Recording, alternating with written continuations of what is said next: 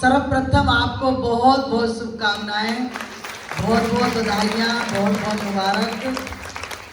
माँ आप पर हमेशा प्रसन्न रहे और आप सब पर, हम सब पर उनका आशीर्वाद बना रहे। यही माँ के चरणों में मैं बार बार प्रार्थना करती हूँ।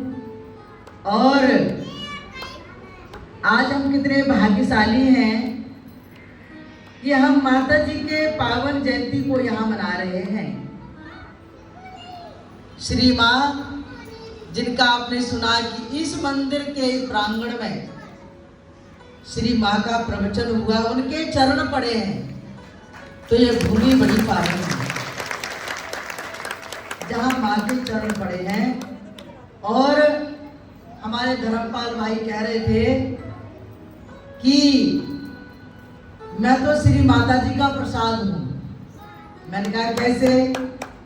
क्या हमारे पिताजी जो थे वो आश्रम में चले गए थे महात्मा बनने के लिए, लेकिन हमारे ताऊ जी ने जाकर के कई सालों के बाद ढूंढते ढांढते जगत जननी माता जी के पास पहुंच गए और माता जी से कहा कि माता जी मेरा जो भाई है वो आपके दरबार में है, महात्मा के रूप में है और उनके 3 बेटियां हैं, इसलिए प्रार्थना है कि आप मेरे भाई को वापस कर दो।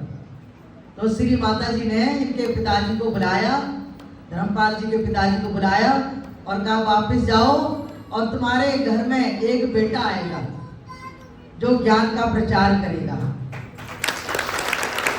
और जैसे वो घर आए उनके घर में बड़ी खुशी मनाई गई कि जगत जननी माता जी ने हमारे बेटे को, उनकी पत्नी कहते हमारे पति को वापस किया।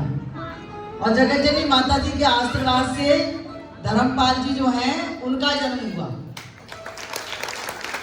और माता जी ने कहा देख एक बेटा होने के बाद दरबार वापस आ जाना। लेकिन वो इतने प्रसन्न हुए कि माता जी का आशीर्वाद फलीभूत हुआ और उनके घर में पुत्र की प्राप्ति हुई और वो 1 साल के बाद ही महाप्रयाण कर गए, शरीर पूरा कर गए उनके पिताजी। तो भैया मुझे अपने जीवन की घटना सुना रहे थे कि मेरे पिताजी ने जगत जननी माता जी से बहुत प्रेम किया और माता जी की आज्ञा का पालन करके वापस आ गए थे और मैं माता जी का ही प्रसाद हूँ।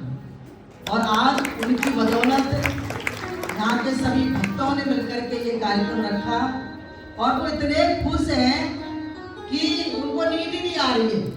जिस दिन से कार्यक्रम मिला है उनको नींद नहीं आ रही है कि आज मेरी माँ की, जगत जननी माँ की कितनी कृपा है कि आज हमारे सेक्टर 19 में सनातन धर्म में उस जगह पर कार्यक्रम होने जा रहा है जहाँ पर स्वयं माता जी पधारी है। तो ये हम सब